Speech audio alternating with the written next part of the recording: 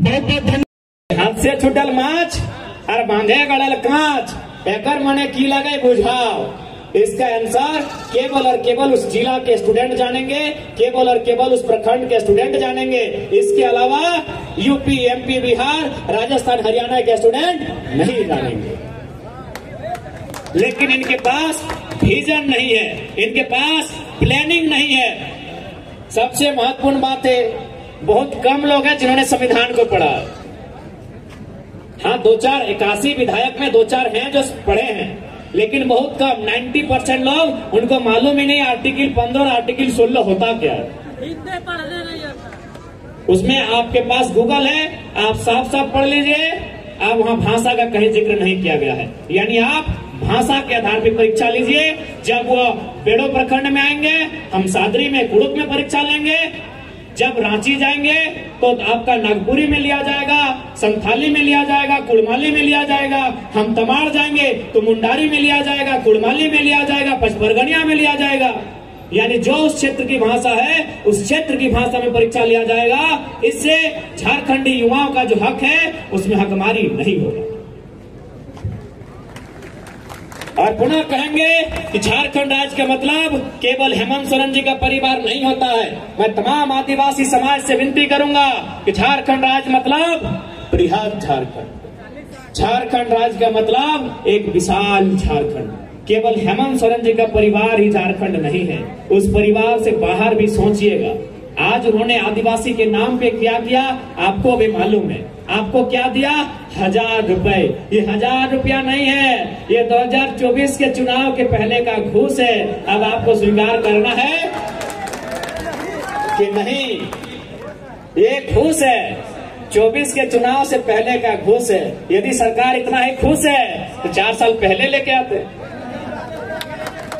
2 महीना वोट बचा है तब इनको याद आया मैया लोग का। भैया लोग कहाँ जाएगा? उन लोग जानता है। देखिए, सरकार को मालूम है कि नारी का दिल बहुत बड़ा होता है। उनको मालूम है कि इन लोग को 5 साल कितना भी सता दिए, 5 साल इनको कितना भी बोका बना दिए, 5 साल कितना भी इनको लूट लिए, इनको 1000 रुपया देके नारी का दिल जीत लेंगे। ताकि नारी का दिल बहुत बड़ा होता है। लेकिन भैया लोग का क्या होगा? इनका नौकरी आप बेच रहे हैं प्रदेश को। इसलिए आज आपको कहना चाहेंगे, यदि हम लोग सरकार में आते हैं तो सम्मान मैया का भी होगा, सम्मान भैया का भी होगा, दोनों का सम्मान होगा। 60-40 तो चलवे ना करतो, बिल्कुल ना चलतो। और साथ ही साथ कहना चाहेंगे, आज जेएसएससी की परीक्षा में जो धांधली गड़बड़ी का मामला प्रकाश में आया है, हम लोग छात्रों के समर्थन में हैं। और झारखंड लोकतांत्रिक क्रांतिकारी मोर्चा तमाम मीडिया बंधुओं के माध्यम से सरकार को ये संदेश देती है कि आप त्वरित कार्रवाई करें और जो लोग दोषी हैं उन्हें जेल की काल कोठरी में भरने का काम करें। नहीं तो फिर 2024 में यही स्टूडेंट आपसे हिसाब लेंगे।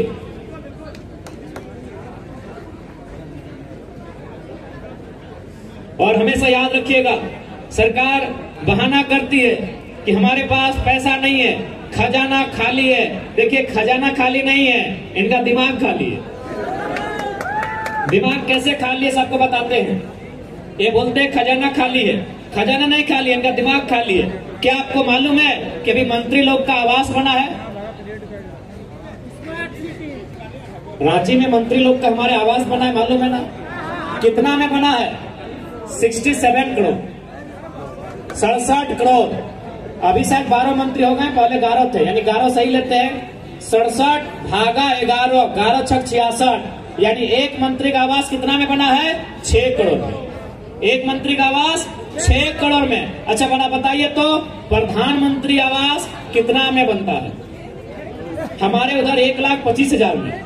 यानी एक मंत्री का आवास 6 करोड़, यानी 6 और 7 को 0, करोड़ में होता है 7 को 0, भागा देंगे 1,25,000 से, 0 0 काटेंगे, 5 से करेंगे, रिजल्ट आता है 480। यानी एक मंत्री 480 को परिवार का आवास अकेले हड़प के बैठा है और बोलता है खजाना खाली है। बोलता है कि खजाना खाली है। इसलिए हम लोग अगर सरकार में आएंगे तो जितना भी इनको फैसिलिटी मिलता है सारा बंद हो जाएगा। जैसे अभी यहाँ देखिए, अभी यहाँ क्या हो रहा है, जैसे मान के चलिए नेहा मैडम तो बन गई विधायक, इनको महीना 3 लाख मिल रहा है। कितना मिल रहा है? 3 लाख। और इनके बाबूजी हैं पूर्व विधायक, उनको भी पेंशन 1 लाख मिल रहा है। तो हम लोग सबसे पहले पेंशन को बंद करेंगे, पेंशन बंद करेंगे, क्योंकि एक को विधानसभा में 150 को पूर्व विधायक भी है, तो 150 लाख बर्बाद हो रहा है। एगो को 1 लाख, 150 को 150 लाख, यानी 150 लाख रुपया बर्बाद हो रहा है कि नहीं? इसलिए हम लोग पेंशन की व्यवस्था को बंद करेंगे। अब आप कहेंगे कि ये कैसे होगा? आप पढ़िएगा भारत के संविधान शेड्यूल 7 को पढ़िएगा, उसमें राज्य सूची है। राज्य सूची में सेक्शन 38 से लेकर 42 तक पढ़िएगा, वहीं कहीं पे लिखा है कि पेंशन भत्ता राज्य सरकार की जिम्मेवारी है। अगर हम लोग राज्य सरकार में आते हैं तो पेंशन रोक दिया जाएगा। और पेंशन अगर मिलेगा भी तो कब? जब वो 60 साल की उम्र पार करेंगे। जैसे कोई भी, जैसे अभी नेहा मैडम मान के चलिए चुनाव हार गई तो पेंशन शुरू हो जाएगा। ये गजब का नियम है।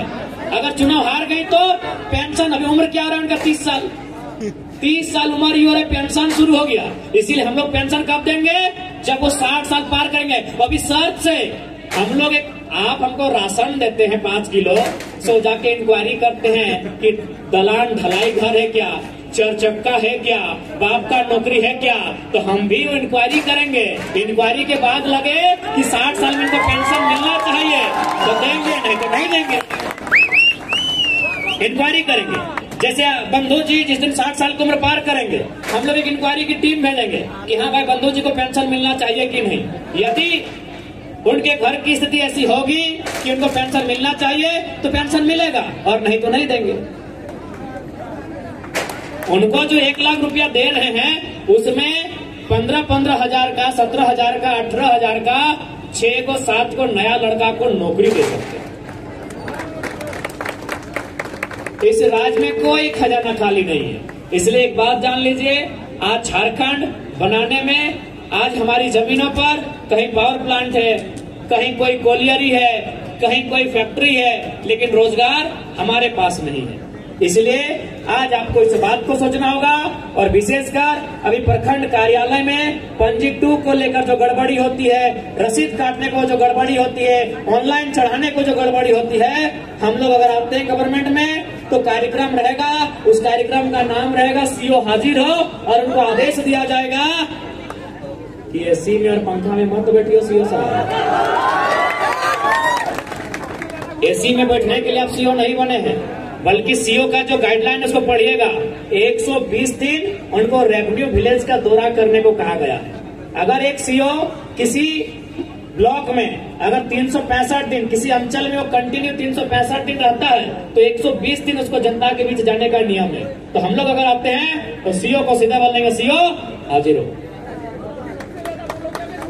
सबसे ज्यादा धांधली ब्लॉक में है, इसमें 100% सच्चाई है, और इसका कारण है हमारी सरकार। क्योंकि सरकार क्या करती है, ब्लॉक में अपने प्रतिनिधि को ड्यूटी दे दी है कि कई को पेंशन पास हुआ, कई को आवास पास हुआ, कई को बकरी शेड पास हुआ, कई को कुआं पास हुआ, और उनका प्रतिनिधि विधायक को हिसाब देते हैं और उसके हिसाब से वे लोग कमीशन लेते हैं। मैं तुपचाची से आता हूँ, वहाँ जो टुंडी के विधायक हैं उनका प्रतिनिधि दिन भर ब्लॉक में बैठता है और यही सब देखता है कि कितना कितना योजना पास हुआ, वो कमीशन लेता है। तो हम लोग कमीशन को बंद कर देंगे और सीधे बोलेंगे सीओ हाजिर हो। एग्रेशन से ही राज्य चलेगा।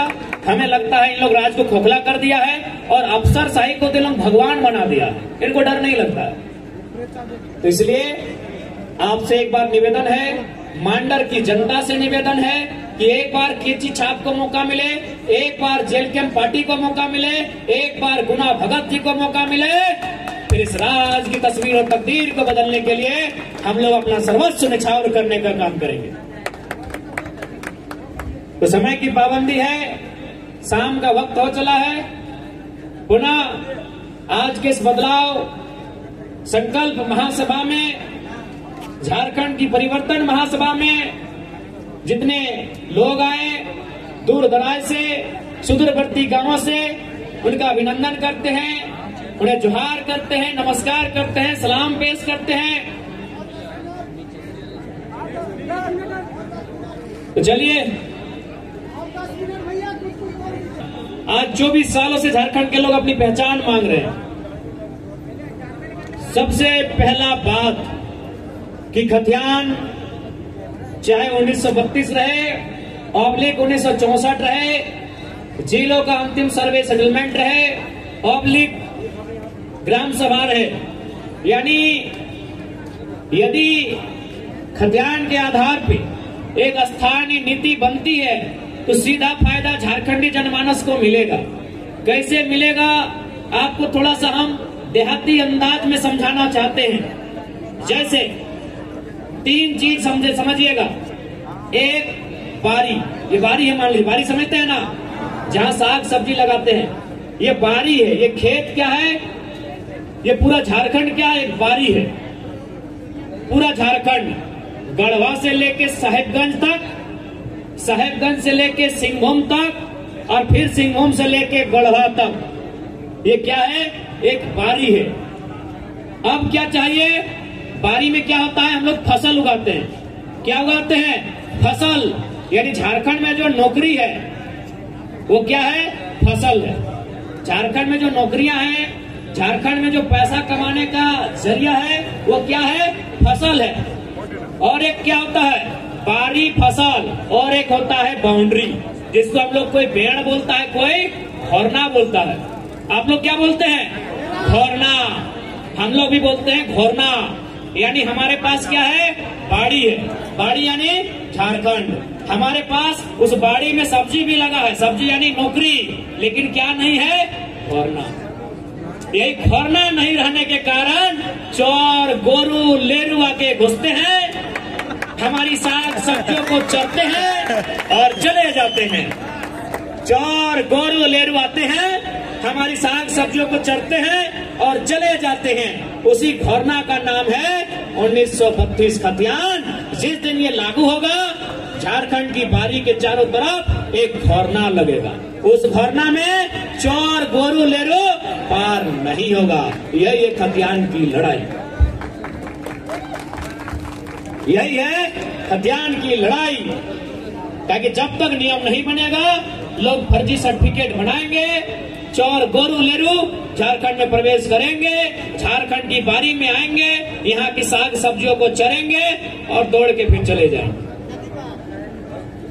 इसलिए एक बात आपको कहेंगे कि नियम कानून तो जरूरी है, जानकारी भी जरूरी है, लेकिन एक बात हमेशा याद रखिएगा, यदि आप अपनी फसल को बचा के रखना चाहते हैं, यदि आप अपनी आबाद को बचा के रखना चाहते हैं, यदि आप चाहते हैं कि कोई चोर बैल, कोई चोर गोरू लेरू हमारे फसलों को, हमारे अनाजों को ना खाए, तो आपको अपने बेटे को सांड बनाना होगा, तभी आपका फसल, तभी आपके अनाज बचेंगे। ये झारखंड की सच्चाई है। यदि आप डर गए तो ये लोग झारखंड को लूट के ले जाएंगे। और लूटने में, अरे वीडियो से को तो बातें मत कीजिए, चोर डीसी छवि रंजन का बात कीजिए। हमको चोर बोलने में शर्म नहीं लगता है, डर लगता है। चोर है तो है। पूजा सिंघल को नहीं बोलते हो, मेहरारू इसीलिए थोड़ा नहीं बोलते। लेकिन हाँ, डीसी छवि रंजन एक नंबर का बदमाश, एक नंबर का लालची, एक नंबर का लोभी, एक नंबर का बेईमान आदमी। हम लोग सरकार में आ गए तो ऐसे लोगों को जेल में बाद में ले जाएंगे, पहले झुमरा का पहाड़ में लेके जाएंगे। इसलिए आपको तय करना है युवा, आज किस प्रकार लुटेरे हावी है झारखंड में, किस प्रकार से लुटेरों का मन बढ़ा है। बाकी एक बात कहेंगे, जो ईमानदार है उनको नमस्कार है, चाहे वो चपरासी चाहे हवलदार है। दादा आप लोग ईमानदार है, हमको मालूम है, आपको नमस्कार है। झारखंडी आदमी का नेचरे नहीं है लुटना। तो देखिए बेचारा कितना अच्छा हंस रहे हैं, मुसुर मुसुर। प्रणाम दादा, टेंशन मत लीजिए, आपको भी एक काम हम लोग करेंगे सरकार में आएंगे तो। जैसे पुलिस वालों की शिकायत होती है कि रांची वालों का पोस्टिंग दिया गया है साहेबगंज में, गढ़वा वाला का पोस्टिंग दिया गया है धनबाद में, तो दिक्कत हो जाता है। ऐसे भी नौकरी आप लोग झारखंड के अलावे अपने बीवी बच्चों के लिए करते हैं, उनकी सुख सुविधा के लिए करते हैं। तो भाई पत्नी कहाँ और आप नौकरी कहाँ कर रहे हैं, बच्चा स्कूल में कहाँ और आप नौकरी कहाँ कर रहे हैं, आपकी बूढ़ी माँ कहाँ और आप कहाँ। इसलिए हम लोग अपनी सरकार में आएंगे तो पुलिस वालों भैया के साथ साथ जितने सरकारी वाले हैं उनको एक व्यवस्था देंगे, आपको चौहद्दी का जिला चयन करने का मौका देंगे। चौहद्दी का जिला यानी ये रांची है, रांची की चौहद्दी में लोहरदगा आता है, गुमला आता है, इधर आपका रामगढ़ आता है। तो ये आपको चौहद्दी में चुनने का मौका देंगे। हजारीबाग भी शायद चढ़ता है रांची से। यानी आप अपनी चौहद्दी में नौकरी कीजिए, सुबह राज्य की सेवा कीजिए और शाम को बूढ़े बाप बाप की सेवा कीजिए। ये आपको आजादी रहेगी हमारी सरकार में। आखिर नौकरी किसके लिए भाई? ये पैसा, ये धन दौलत, ये इज्जत, ये शोहरत किसके लिए?